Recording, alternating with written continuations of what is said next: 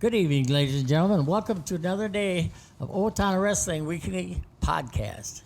How we doing, sir? Larry Hovden along with head coach Johnson, DJ. I was going to say DJ. I don't know. I should have said that or not. Derek Johnson. No, that's fine. Coming from you, yeah, you can definitely call me DJ. That's fine. That's what we called him many years ago. Yeah. Back in about 2001. Yeah. Anyway, back to the program. We just have to mention our sponsor, Seykora Automotive Repair. The work they do around town here. They handle everything your car could need.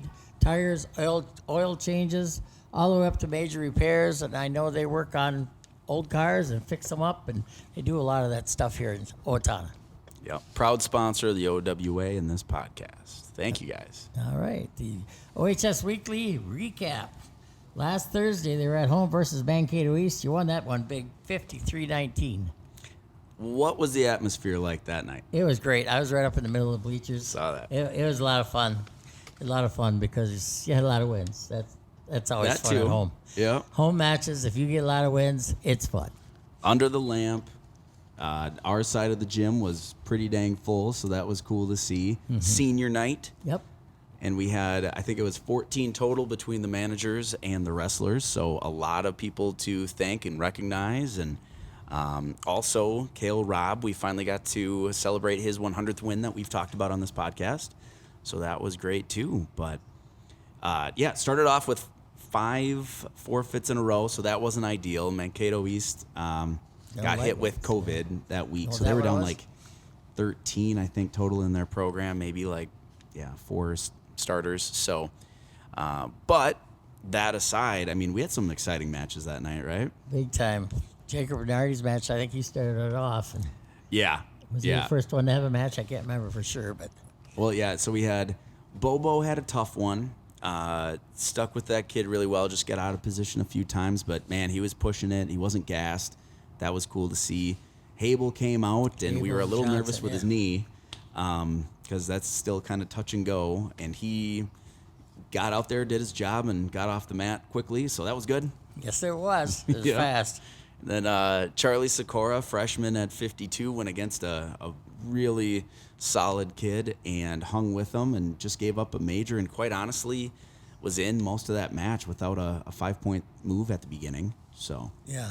I think he was pretty nervous at the beginning. yeah, you could tell. Without that first period, though, I think it was probably like a 4-1 match, Yeah. maybe less than that even. Mm-hmm. Landon put on an absolute, technique clinic at 60. Couldn't pin the kid, which we were joking with him about. I'm not so hard on him about that. It was more about the kid touched his legs, and it's like, we gotta, don't let him do that. Yeah. Don't let him do that. You're better than that. But Yep. then, Jacob Reinardy, I mean, back and forth. I think it ended up being like an 8-7 match. It was really fun to watch. Yep. People stood up after that one. Yep. Yep. And then the fireworks went over. Blake Fitcher goes out against kind of their hammer at 82, down all match, gets a reversal to the kid's back, and the kid also was pulling on his singlet, so it ended up being a 6-point move. Yep. Which put him up by 1, and he held on for the last 30, and the whole place erupted again. I won that one 9-8. Yeah. A lot younger kid. Max had his first match and pinned. Yeah, Flemke. So called him up to just kind of take a look a little over a week ago, and had his first match, and thunderous applause. Like, kid tried a headlock on him, wasn't having it. Little hip battle there when they were standing straight up, but came out the victor, and place went crazy, and good for him. To be under the lamp in front of the home crowd as your first match, and to walk away with a pin. Period. Oh. Well, it's just a blast. Yep. And then we mentioned already senior night, and Robb getting that 100-win club. That's a pretty big deal. It's huge. It's deal. huge. Yeah. So that's great. That's 4 wrestlers now that have eclipsed 3 that eclipsed 100 wins this year, and then Landon with his 200. So it's a cool year for that, for celebrations like that. All right. Then Saturday, your varsity and JV went to the East Ridge Ruckus. Where's that one at? So East Ridge is Woodbury, and it's an absolute behemoth of a gym. It's really, really cool how they laid out. So we only took 4 JV there that day. And all of them placed in the top 2. 3 won their bracket, and then Ryan Grunwald took second in hers, and really close. Should have beat that kid. And then varsity, we had Landon Johnson took home the gold there. He had a rematch against Herbst from Buffalo, which was an absolute nail biter. Herbst took him down 3 times, and I'm sitting just freaking out. And then I have no idea why the kid chose down on Landon going in the 3rd period. Landon looks at me and winks, and I'm like, oh my God. Calm as a cucumber, tilts him within the first 15 seconds, gets another tilt. It was just like, why this kid picked down? They didn't do their homework. No, it was just, you don't do that. So that was cool. Robb had a rematch against Elijah Paulson from Anoka. He was the Christmas tournament 3rd place match for Cael. And same type of thing. We can't go upper body on a relative of Olympic silver medalist Greco Brandon Paulson. I mean, you look at the pedigree, you just don't lock up with the Paulson. Nope. So we got to learn from that. Reinardy had a great tournament. Hable had a great tournament. Nirk really turned it on. So, yeah, and Hyatt and Karsten also were absolutely solid throughout. A lot of tough matches. All right. Well, you had Robb, Johnson, and Bernardi made the finals. Johnson won that one. Hable placed 3rd. And Karsten and Nirk took 5th place. And actually Karsten took 4th. I had a typo there. Nirk took 5th and Karsten took 4th. Okay. Yeah. JV had 3 first-place finishers and 1 second place on the day. Yeah. Wow. Yeah, Of them 4. They were solid. It was cool. Cool. And 3 of those, the first-place winners, Max Flemke was one of them, 8th grader again at the JV tournament. Isaac Hanks and Grant Lauer were the 3 that won their brackets. Wow. So that was cool. All right. Then you had the 9th grade individual state qualifier. That's always a big match. Yeah, Big day. over in Jackson. Yeah. Long day and a big day. Mm-hmm. Didn't have any state entrance, but had a lot of 3rd place finishes. Yep. We looked tough. I had a chance to go through all the tape and take some notes, and we're right there. We're so close. Unlike a lot of programs out there, we do like to have a true kind of JV, 9th grader out there. I know there are some that actually load up their 9th grade team rosters with varsity kids and stuff like that. I think it's a great opportunity and a cool atmosphere for some of our non-varsity wrestlers, and they all showed up really well. We didn't get chased out of the building by any means. So, good. Well, that was a good week. This week you have Thursday, try at Mankato West with Rochester Mayo. Yes. So conference try, and whereas West has a few, quite frankly, stout guys in their lineup, but maybe not as well-rounded. Mayo this year has kind of a sneaky good lineup. They were at the Clash. They were hanging with teams like Wayzata and some of the Wisconsin teams. So we're not going to take this lightly. Nope. We're going to go out and take care of business and treat it like, as big of a duel as it is. That's one of the teams I'm watching, when it gets towards sections. See how Mayo does. Right. Then you're going to JV duels, no varsity, just JV duels at Mazeppa. Yeah, but cool dual tournament they threw together, Zambroda Mazeppa, and another great opportunity for our JV to rotate in. There's so many good JV dual tournaments nowadays, and I love that they're giving these kids an opportunity. Well, at the end of the season too, the varsity has all their big conference and sections and state. The JV, you just kind of shut it down. But you have these big tournaments at the end. That's a good way to end their season too. Yeah, absolutely. All right, the middle school weekly recap Tuesday. They were at home with New Prague. Scott West had 75 matches. Wow. That's a lot of kids. Yeah. And kudos. I went to that one. I ducked out of high school practice to watch my son wrestle. And good. Kudos to the middle school staff for, it was smooth. They ran through a ton of matches, got a lot of good matchups. And if it weren't for Austin, Minnesota showing up late, It was absolutely just like a machine. It was great. Was that at the junior high? Or was Yeah, that was at the middle school. At the middle school. I keep calling it junior high. Yeah. Okay. And then Thursday, they were at Lakeville, roughly 45 matches. Yeah. Looked pretty good there. Yeah. And Saturday, they were in Farmington. I was up at that one. I was kind of watching them. They were doing well. Oh, that's good. good. They were doing well. I had a couple of grandsons wrestling in that tournament, too, so Oh, sure. had to be there for that. Yep. And then this week, they are at New Prague, the middle school. That's going to be tough. Yeah. Yep. So they end up finishing the season at that one. Their tournament at Eastview this Saturday got canceled. So went out on kind of a dual meet type of night, which is fine. It's New Prague is super solid in middle school. And right those now. surrounding schools too will Yeah. be there. That'll be a tough one. Yep. And then we move on to the OWA Youth Recap. Of course, they went to the Brawl. That was a big tournament, K through 6th grade. They took 5th out of 32 teams in the championship bracket. Yeah, Wow. so in pool play, it sounds like they only lost to Northfield, which, talking to Brad Bushow, the youth director, there was a couple of matches that could have gone the other way, but we looked tough. Yeah, they went 4-1, and again, the only loss is Northfield. So Northfield just keeps popping up all the time. Yeah, Watch those guys too. Then they had Shakopee, the regional qualifier. They had two guys placing first, Easton Bushow and Jackson Spielman. So Yeah. those guys did well. And third place finish was Easton Johnson and Lucas Wallace. Nice. Congratulations to those guys. And then they went out to Blue Earth. How'd they do out there? Jacob Knutson, who we're going to talk about again. So he had a busy weekend. He was in Blue Earth Saturday, took first at that one. Lake Crystal. Then we had another guy take first. Yeah, Max Delhanty.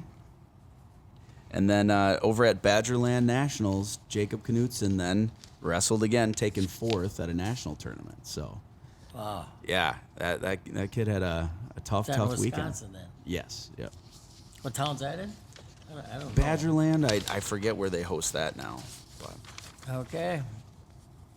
It's time to move on to the guests. all right, we'll be right back. All right. Nathan Gronli. I think it's a junior. Nathan Gronli, 8th grader, benches a good 3 hundo, right? Yeah. Oh, nice. Yeah, bud. Well, we wanted you on here. I know I'm familiar with you. You've been up at the high school here and there. But first, I wanted to ask you how your middle school season went, how you feel about that. It's been pretty good.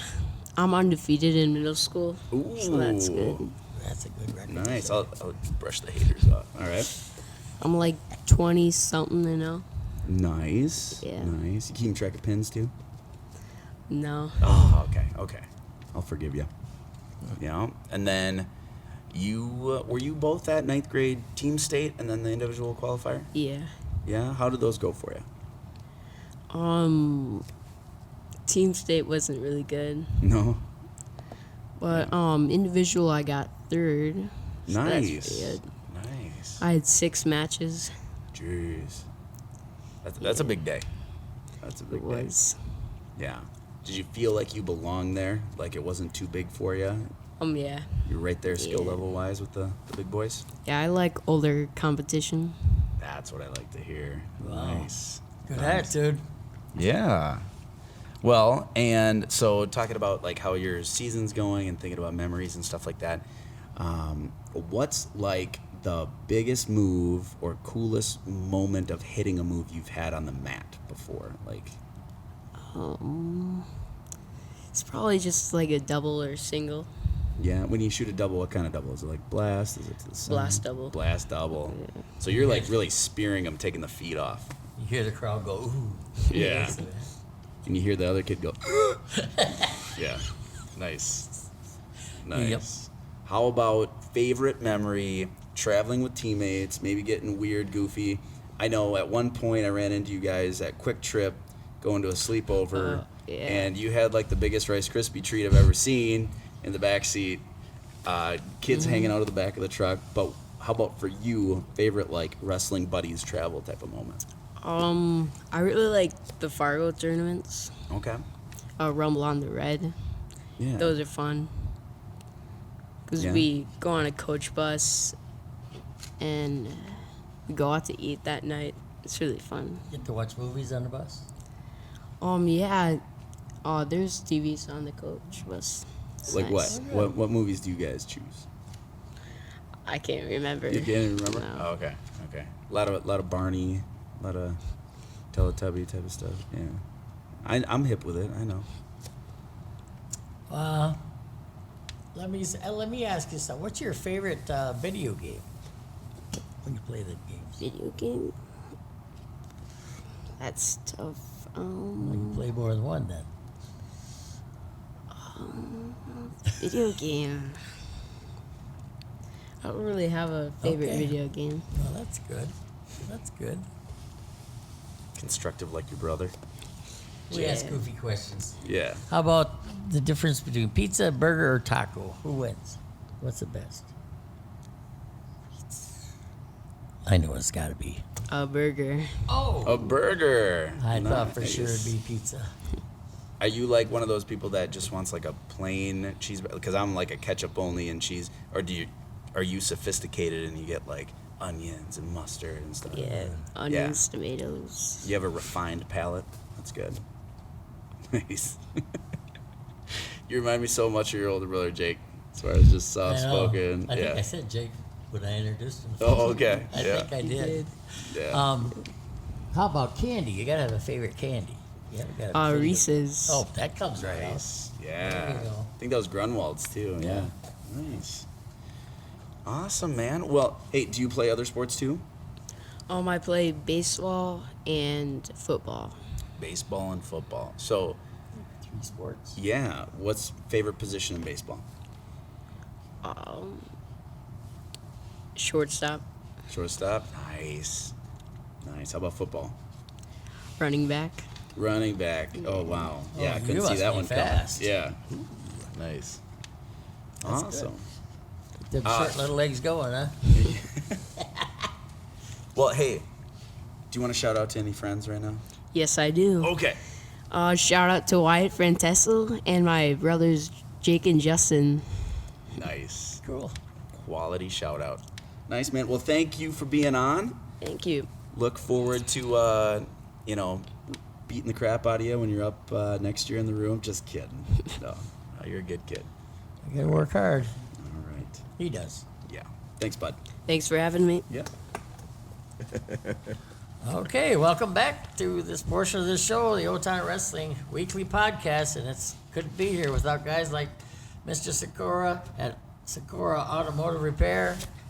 They handle everything your car could need, the tire changes, the oil change, everything, all the way up to major repairs on the motors, and they even work on old cars, fixing them up and make them look new again. So he does a fine job there, and I hear he does a really good job supporting Owatonna Wrestling. Absolutely. Heck of an ankle pick, too. All right, we're at the guest portion now. We got the Owatonna Middle School coach, Alan Ewell, on the show today. Hello. Thank you for being here, sir. Yeah, thanks for inviting me. Well, and so a good sign of a healthy wrestling program is the fact that our coaching ranks are absolutely stacked with wrestling alum, too. Gives us a little bit of that feeling of, the tradition and the culture that we know how to instill and everything like that. So I wanted, to talk a little bit about your difference. You're coaching all these other kids, especially like a little stinker like Drake Johnson, for example. I'm just going to think of a name off the top of my head. Yep. What's the difference? Because you also coach your little dudes. Yep. What would you say is kind of the differences in that? Do you feel like for you it's easy, or? For me, I don't find it all that hard. I kind of look at it.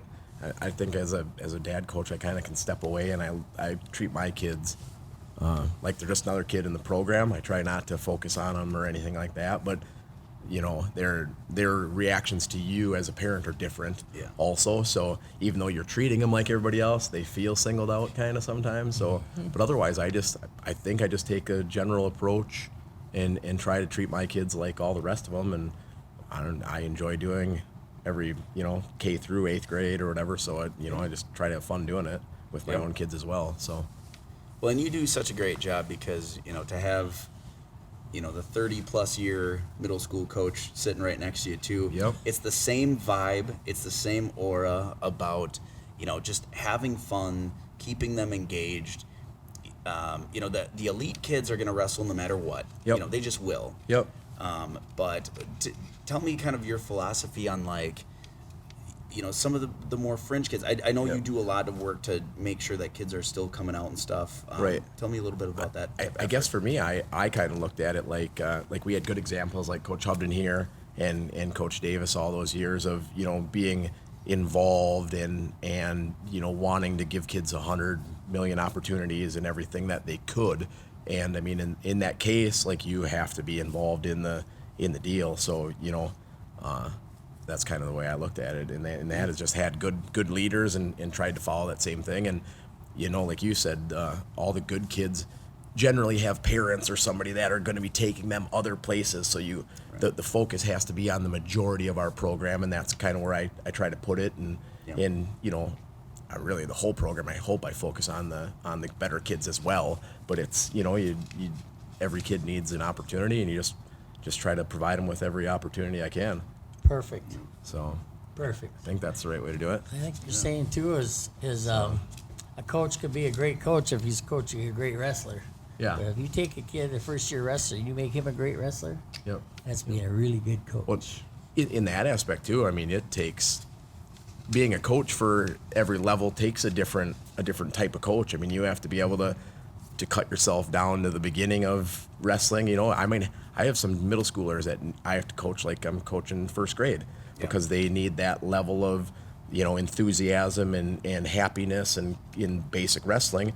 And then you have the next kid. I mean, you might go from that kid to, a Lindquist like what we have now, or those elite level kids. So you got to jump from basic wrestling to nitpicky wrestling in a split second. In the next match, you might have to be trying to, coach something like if your palm's supposed to be up or down, or just super simple, things, but they're high level with the higher level kids. More like refining the high skill. Yeah. Right. In that, actually, that's probably the harder part. It's probably less hard trying to coach the average or the major program. It's way harder trying to take yourself from the regular coach and then jump to that high skilled coach or that level in a split second. I mean, that's the tricky part. Can you give a breakdown roughly of like how many kids were in your program and like how many were raw, kind of newer? Yeah, I think we had 35 kids total sign up for middle school this year, and I'd say probably a good 5 or 6 had never wrestled before, and probably another 6 to 8 had maybe wrestled 1 or 2 years or had wrestled as a 3rd grader and not wrestled again till 8th grade or that type of thing. So for all intents and purposes, for all intents and purposes, half of our program this year was pretty basic. I mean, pretty new, or that level of wrestling. Well, and that's saying something, because that's the part of most programs where it really tapers off and funnels hard. Yep. The other way, and the fact that we had a big middle school room is so encouraging. Yep. Yeah, for me it was probably the second biggest middle school room I've had since I've been back in town coaching. Wow. So it was nice. I mean, I still laugh. I when me and you went through the middle school type of era, I mean, it was 50 kids in 2 grades, and now I'm struggling with 35 in 3 grades. So it's like, man, I want to get back to that level, but it is what it is, and we're building to there, I hope. And 68 is the number to beat. 68? 68. 68 in 2 grades. Yep. I don't know what grade, I was 03 grad. I went through in that 97, 98 range, and I know we had 55, 58 kids at least. This year's seniors, you had 14, I think you said? There was, in 5th grade, there were 24 of them. Yep. And they helped Yeah. when they come through that junior high. That's awesome. So, Well, I also wanted to ask, what was more so little tiny Al? I mean, as a Yep. senior, probably. Yep. I 4 foot I was nothing. equally short. So. Yep. What about like your fondest memories of being, at any level actually in wrestling in the Owatonna area? Yep. I don't know if I want like history. I mean, I started wrestling as a second grader in town. I had friends that did it. Scott Radel was my friend in school, and he got me out for wrestling. And I just did practices. I didn't do any tournaments growing up. It was a Monday Thursday practice, something like that for second grade all the way up till middle school, and that's when Coach Hovden got a hold of us, and then I started doing freestyle Greco for those couple years, and that that helped a lot, and Sure. and then into the high school. So fondest like high school thing or the craziest thing to me was probably as a freshman coming in. You were at my weight. And I remember coming in the first day of practice, and I didn't have a lot of wrestling history. I didn't watch a lot of it. I loved wrestling, but I didn't care who was doing it, type of deal. And I remember coming in and some of the upperclassmen laughing because I was going to have you in my bracket every day or in my group every day, and I was like, I didn't even know who you were. I mean, I was like, okay, well, No offense taken. Yep, I don't mean any. It was like okay, I don't know who he is, and I got put your group every day with shark bait and everything else, and it was like, oh, 96, 98, somewhere in there. okay, I know where we're at. So okay, now I know where they're laughing at me, and so for me it was every day. For me, a win was just to keep you from doing something. I mean, that was a win for me. You were a stubborn guy. Yep. Yeah. So right out of the gate, Davis was like, well, you're wrestling DJ every day. I'm bringing you to varsity tournaments, and you're taking his forfeits and easy matches or whatever. And so for me, not being huge into wrestling, I was thrown into the dark waters right as a ninth grader. Well, that's what we did with everybody. The Yep. old JV guy always got those easier matches. Yep. So get I ready enjoyed for it. Next year. Oh, that's awesome. So Yeah, you were. Oh my God, in those shark bait, I do remember getting so upset with you.